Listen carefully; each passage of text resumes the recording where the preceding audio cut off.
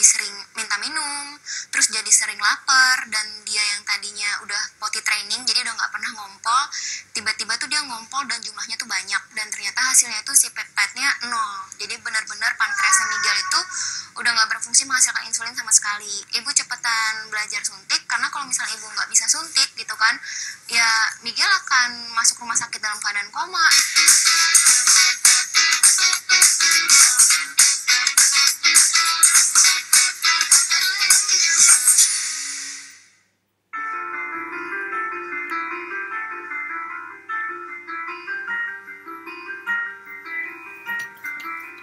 No parent in the world wishes for their child to be sick. Even it feels like they would willingly replace their sick child. Just like Michela Virta, this mother of two never imagined her young son would have to receive daily insulin injection due to type 1 diabetes he has had since the age of 3. There was not even a hint of suspicion in Michela and her husband's minds when their child began to show the early symptoms. Sebenarnya sebelum dia kediagnosa diabetes tipe 1, sekitar 2 bulan sebelumnya itu Miguel udah nunjukin gejala-gejala yang kalau dari dokter sebenarnya itu harusnya udah paham gitu orang tua kalau itu tuh nunjukin gejala diabetes. Cuman karena belum awam, jadi aku nggak ngeh gejalanya tuh dia jadi lebih sering minta minum, terus jadi sering lapar, dan dia yang tadinya udah potty training, jadi udah nggak pernah ngompol, tiba-tiba tuh dia ngompol dan jumlahnya tuh banyak. Aku kira, oh mungkin aku terlalu keras sebagai orang tua, ngajarin dia pipis sampai dia takut pipis. Akhirnya beliin dia perlak besar untuk di kasur, terus aku ganti pampers dia yang ukuran besar, bahkan yang 2 kali lebih besar dari ukuran dia, karena pas pakai pampers biasa tuh selalu bocor gitu. Jadi aku pikir, oh ini dia bener-bener nahan pipis sampai pipisnya tuh durasinya tuh sering dan banyak banget. However, because their son's growth and development were excellent, the doctor didn't suspect anything's wrong.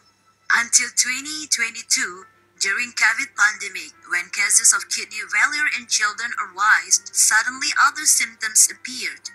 Suspicious, she took her child to the hospital. However, both of them were diagnosed with COVID instead. Karena Miguel tuh termasuk anak yang gampang makan, jadi kayak aku nggak curiga dia makan banyak karena dia sakit gitu. Aku mikirnya, oh ya dia makan banyak soalnya dia memang lagi masa tumbuh, dia minum banyak karena memang dia dari kecil suka minum air putih, suka minum jus buah yang gitu-gitu kan. Sampai akhirnya pas COVID tahun 2022 kemarin, sempat ada yang kasus ginjal anak itu kan naik tuh. Nah dia tiba-tiba sakit, lemes, terus nggak semangat main. Kalau ada acara ulang tahun yang biasanya dia semangat banget ikutan nyanyi-nyanyi, dia udah nggak mau. Akhirnya aku bawa untuk check up, karena aku mikirnya, oh takutnya nih ada kasus ginjal atau apa nih, mendingan aku deteksi dini gitu kan. Ternyata pas aku bawa waktu itu ke IGD dengan kondisi dia lemes, dokter bilang ini COVID. Jadi aku sama Miguel tuh di swab dan kita tuh positif. After a series of medical examinations, they finally detect blood sugar levels in their son's body exceeding normal threshold.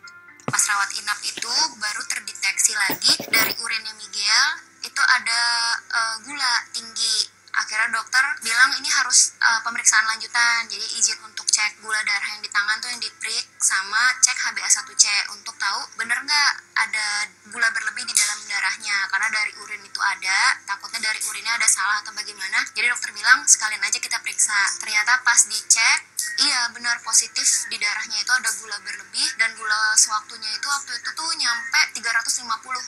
Jadi harusnya tuh manusia normal, anak-anak tuh batasannya cuma kayak 200, tapi dia udah 350. Ketonnya juga positif. Jadi keton tuh katanya asam darah ya. Jadi hampir menunjukkan gejala ketoasidosis namanya kalau misalnya diabetes tipe 1. Hearing the news, Michela and her husband were shocked, sad, and even initially refused to accept the fact that their only son would have to depend on insulin for the rest of his life. The cheerful smile on their child's face slowly faded, and he began to appear more often in pain. Ini pas aku sama Miguel kondisinya udah mulai negatif, mental kita di COVID-nya ibaratnya udah netral, aku bener-bener diajarin untuk nyuntik Miguel. Dokter cuma bilang, Bu, ini anak ibu saat ini kondisinya diabetes, tapi belum di-decide maksudnya ini diabetes 1 apa diabetes 2, pokoknya diabetes, dan harus dimasukin obat. Oh iya, aku bilang gak apa-apa, kasih aja gitu kan, yang penting maksudnya anak aku sembuh bisa pulang. Terus dokter bilang, tapi ini obatnya harus lewat suntikan, dan suntikannya itu insulin. Dengar kata-kata insulin karena di Indonesia masih pro kontra, kayak kalau insulin kayaknya udah penyakit yang gawat gitu kan. Jadi kayak enggak dok gitu-gitu. Akhirnya dokter jelasin gini-gini. Ya udah, akhirnya masih dokter tuh waktu itu sama suster yang nyuntikin gitu. Terus dokter bilang, "Ya udah ini kita sekalian cek kinerja pankreasnya. Jadi si peptide-nya kita cek. Kalau misalnya memang hasilnya itu di bawah dari normal, berarti anak ibu ini udah bisa dibilang diabetes." Terus kan aku sempat ngelak juga kan, karena waktu itu maksudnya nggak terima lah, maksudnya anak aku nggak makan permen, maksudnya aku jaga banget makannya gitu kan, kok bisa tiba-tiba diputusin diabetes. Akhirnya dokter cek, katanya nanti dia bakal jelasin kalau hasilnya keluar, dan ternyata hasilnya itu si peptide-nya 0. Jadi benar-benar pankreasnya Miguel itu udah nggak berfungsi menghasilkan insulin sama sekali. Since the doctor diagnosis was confirmed, it left the entire family shocked and with many questions, including the grandmother, who had never imagined that her first grandchild would suffer from diabetes. Moreover, there wasn't a single history of the same illness in the family's lineage. Nggak ada sama sekali.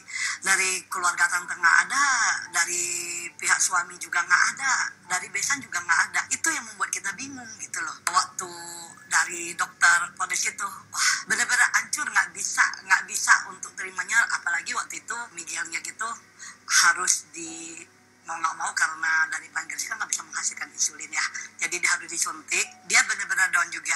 Jadi dari kita juga mau paksain dia itu, dia bisa dari situ pas dia suntikan dia bisa lari sampai ke pintu. Udah kayak itu benar-benar cukup lama kita hadapin gitu ya. Tiap hari harus yang suntik dia benar-benar nggak bisa terima. Dari Miguelnya nggak bisa terima, dari kita juga nggak ngerti gimana cara. Harusnya satu-satunya yang bisa kuat, terus kita keluarga berusaha lah ya, waktu kalau apapun yang Tuhan berikan itu kita nggak bisa apa-apa, kecuali kita bisa terima dan kita percaya bahwa di balik itu ada rencana dari Tuhan yang terbaik yang kita tidak tahu. Since that time, there was no other choice. She and her husband had to learn to administer insulin for the sake of their sons. Dari situ aku langsung bener-bener diajarin untuk ibu harus bisa suntik gitu kan. Kalau ibu mau pulang, ibu cepetan belajar suntik, karena kalau misalnya ibu nggak bisa suntik, Miguel akan masuk rumah sakit dalam keadaan koma, dibilang kayak gitu, karena gulanya tinggi. Ya udah, akhirnya jadinya belajar, baru deh pelan-pelan menerima kalau misalnya ya anak aku diabetes tipe 1. Even though regret always comes too late, the guilty feeling within Michelle never disappears.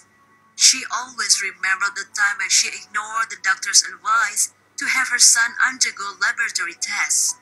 Karena aku udah punya 2 anak, jadi aku paling ngebandinginnya sama adiknya ya. Jadi kalau Miguel itu dari mulai ulang tahun pertama, dia memang lebih rentan kena batuk pilek. Jadi batuk pilek nanti sembuh, batuk pilek sembuh. Tapi waktu kita bawa ke dokter spesialis anak, itu dibilangnya cuma alergi. Karena memang kalau udah minum obat alergi, sembuh gitu. Tapi ada di saat-saat tertentu, perut Miguel tuh kelihatan kayak lebih kembung gitu. Jadi nanti kadang-kadang aku bawa ke tukang pijit, nanti dipijit, kembungnya hilang. Paling kalau enggak diresepin sama dokter tuh probiotik, karena memang dia durasi buang air besarnya tuh bisa dibilang nggak setiap hari, paling 2 hari sekali yang kayak gitu kan. Nah tapi baru kelihatannya itu ya semenjak dia buncit dan tiba-tiba dia nafsu makannya super meningkat. Udah kayak gitu dia juga minum tuh benar-benar minum, kalau misalnya kita pakai botol yang besar, dia tuh bisa ngabisin 1 botol ini untuk anak sekecil itu gitu. Dan benar-benar 1 jam tuh pasti 2 kali kencing. Jadi 2 kali bolak-balik minta ke toilet. Atau enggak kalau misalnya kita ngajak jalan-jalan, dia tuh bisa yang sampai gemeter-gemeter di mobil. Jadi aku harus selalu bawa botol. Nah salahnya aku yang aku sesalin, aku udah bawa ke dokter ngasih tahu itu, tapi aku denial untuk cek lab gitu loh. Karena aku pikir ya nggak apa-apa lah, aku cuman kayak nge-push dia untuk Miguel ayo jangan ngompol gitu kan, kamu kan udah mau umur 4 yang kayak gitu kan, biasanya pinter kok, ini enggak, yang kayak gitu-gitu.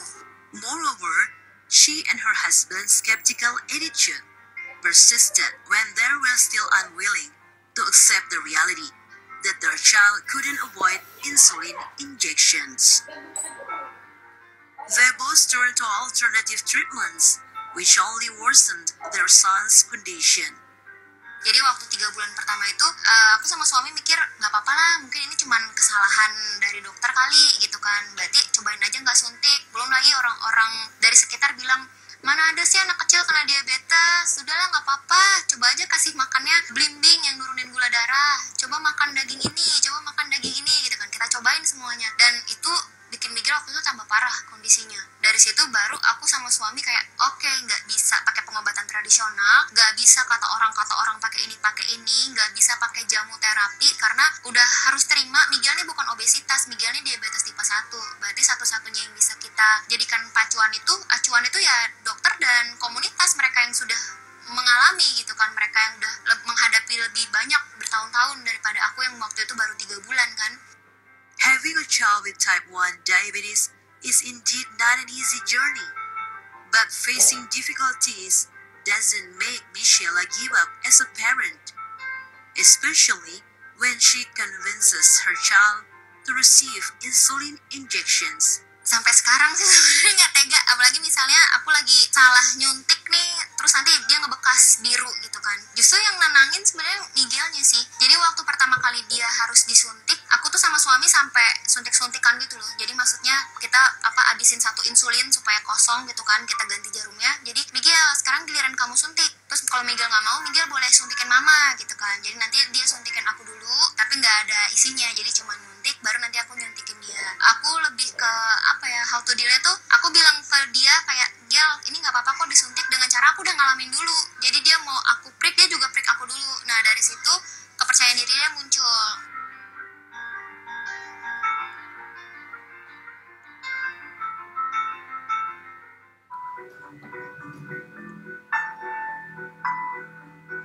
Although Miguel is now slowly get used to his insulin injections, yet all is not separated from various rejection drama.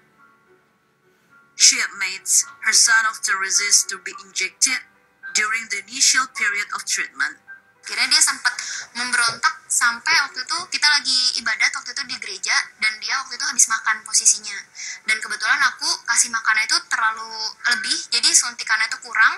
Nah dia gulanya tuh tinggi saat ibadah itu, jadi dia bawaannya udah marah-marah, nggak bisa diam kayak gitu kan. Nah aku mau suntik, dia teriak tuh di depan umum kayak, aku nggak mau, kenapa sih ma harus aku terus yang disuntik gitu kan, kenapa nggak mama gitu, yang kayak gitu itu kayak aku nangis di situ kan, nangis di gereja. Akhirnya orang-orang yang sebelah aku yang kayak, nggak apa-apa ma, sabar ya gitu kan. Baru nanti dirayu lagi gitu karena dia masih anak kecil kan, Miguel habis ini mau apa, mau minuman dingin, mau apa, baru nanti mau disuntik sekalian dosisnya aku lebihkan untuk cemilan itu.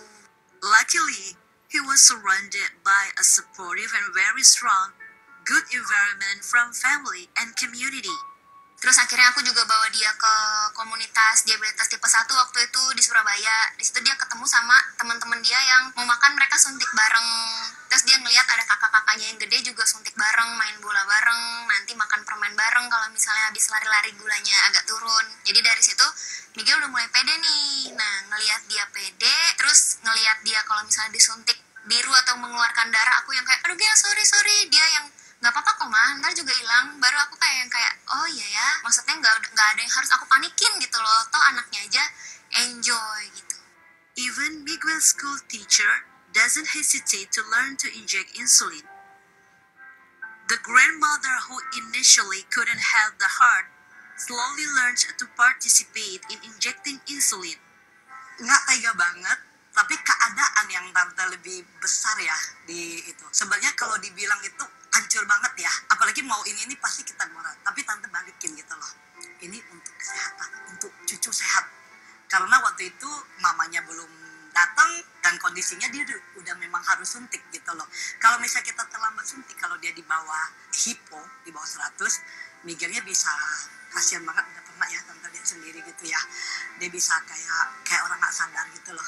Jadi bisa gini karena terlalu lemah, dia nggak bisa kan, terlalu kurang gitu. Jadi mau nggak mau pertama, tapi karena Miguelnya tenang, tante bisa juga lapor dulu ke mamanya, ini ya kita fotoin dulu berapa unit, dan pelan-pelan gitu bisa, akhirnya bisa. This also makes her want to share education and information about type 1 diabetes in children through content that she often share on her social media.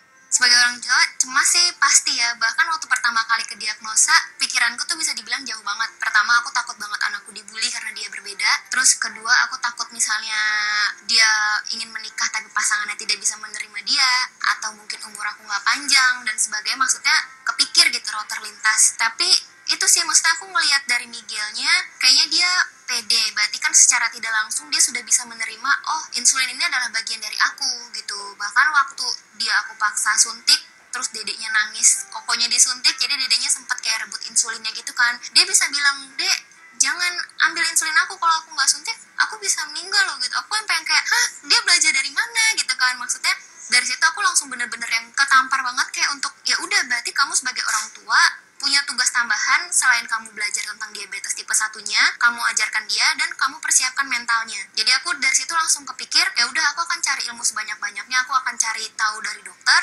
aku akan belajar dari komunitas sebagai mereka yang mendalami diabetes secara langsung gitu kan. Jadi aku cari tahu tentang apa sih rasanya kalau lagi hipo, apa sih rasanya kalau lagi high, supaya Miguel kalau lagi mengalami itu aku bisa menangani dengan tepat gitu. Sama satu lagi, aku berusaha untuk apapun yang aku dapatkan dari pembelajaran aku ini akan aku bagikan gitu ke masyarakat supaya nanti mereka jadi nggak abai tentang diabetes tipe 1 dan mereka nggak nganggap diabetes tipe 1 tuh penyakit yang menyeramkan gitu loh. The ups and downs she has experienced for more than a year was not an easy path. However, there is one thing that always strengthens her in carrying out the role as a parent of a child with type 1 diabetes. Titik balik aku yang bikin kita harus lebih kuat itu waktu ngelihat dia hipo sih. Jadi waktu udah mulai berasa aku bisa ngontrol gula darah Miguel, aku sama suami mulai mikir, oh ya udah berarti yang penting suntik, yang penting kalau misalnya dia mau makan banyak suntiknya lebihin aja, habis itu ya nggak apa-apa gitu kan. Dan ternyata pikiran itu salah. Ternyata kalau suntiknya kelebihan, gula darahnya itu rendah, justru dia bisa kejang nggak sadar. Waktu itu badannya sampai kaku dan harus kalau misalnya dia waktu itu nggak sadar harus dimasukin ke rumah sakit untuk suntik gula justru. Tapi karena waktu itu komunitas aktif banget sih untungnya ya, jadi waktu Miguel dalam kondisi seperti itu terus video call sama mereka gitu kan, suamiku nyalain ini harus gimana nih, ya udah paksa masukin air gula super kental gitu kan, cokokin gitu kan, dia sadar. Itu aku langsung yang kayak wah, maksudnya berarti seberpengaruh itu unit insulin itu di dalam tubuh dia. Kalau misalnya kurang dia akan tinggi dan bikin dia ngap seperti ikan lagi nggak di dalam air. Kalau misalnya kelebihan insulinnya, justru dia kejang dan malah kata dokter bisa menyerang ke otak. Now, the laughter and jokes of the two children are back to color the house.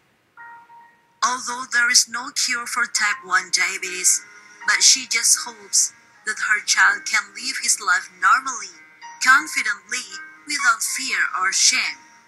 Aku jadi ada bikin catatan buku, kayak buku diary gitu kan. Jadi kayak kalau Miguel sedang sakit, Miguel pasti gula darahnya naik turun, it's okay. Jadi kalau misalnya aku nggak ada dan dia misalnya lagi menghadapi hari-hari berat itu, dia bisa baca tulisanku dan dia bisa tahu, oh pernah kok aku mengalami ini dan mamaku waktu masih ada gitu membantu aku. Jadi dia ngerasa ya nggak sendiri lewat catatan-catatan itu yang kayak gitu.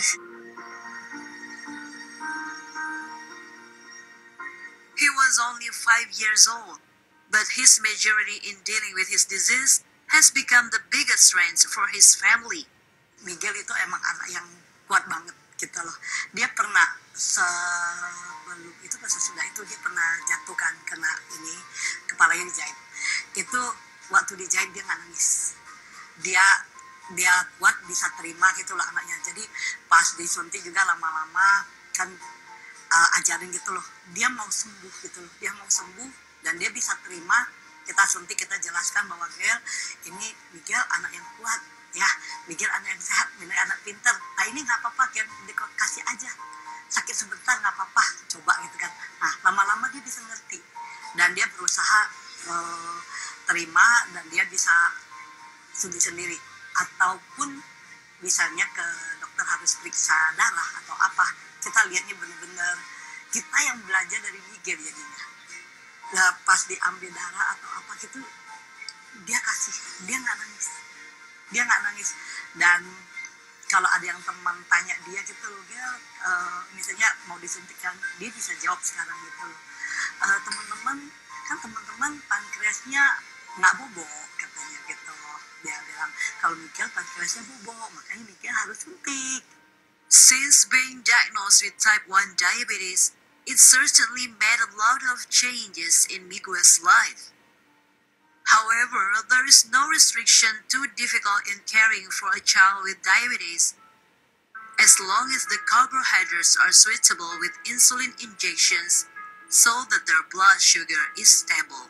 Pagi-pagi mau berangkat sekolah, supaya dia berangkat sekolah dia moodnya bagus, dia berarti harus bangun dengan range gula darah itu di bawah 150 dan di atas 100. Berarti supaya aku mencapai range gula darahnya di 150 sampai di antara 100 sampai 150, berarti malam pas dia tidur itu dia harus minum susu sekian. Jadi aku tuh harus planning gitu loh. Misalnya nanti di sekolah udah berhasil nih, miss-nya laporan ke aku karena kan miss-nya yang bantu tuh. Mam, ini hasil gula darahnya Miguel sekian ya, misalnya 112, seperti hari ini contohnya 112. Miguel mau makan nasi goreng, disuntik apa enggak? Terus misalnya aku mau decide, suntik aja miss, tapi misalnya dia makan nasi goreng enggak habis, berarti kan suntikannya kelebihan. Aku harus gimana, yang kayak gitu-gitu. Jadi ada kelabakan yang enggak aku tunjukin di depan orang-orang gitu. Jadi kalau Miguel udah disuntik sama missnya di sekolah, dia suntik sendiri, terus aku langsung cek tempat bekal, oh enggak habis, teh manis atau permen karena aku tahu bakalan kurang nih, bakalan hipo gitu kan. Atau ternyata Miguel kok habis dicek habis pulang sekolah kamu tadi bekalnya habis, mama udah hitung pas tapi kok tinggi. Ternyata dia baru bilang, iya ma tadi soalnya aku minta biskuit teman di sharing. Jadi kayak yang kayak gitu. Getting used to counting carbs and sugar levels in her children, it appears to have a positive influence for other family members. Sebenarnya nggak mau distrik-strikin, tapi kan udah kebiasaan menghitung, udah kebiasaan mencatat, kayak sayang ya kalau misalnya makan makanan yang junk food yang terlalu manis, pankreas aku harus kerja lebih ekstra karena dia harus mengeluarkan insulin lebih banyak.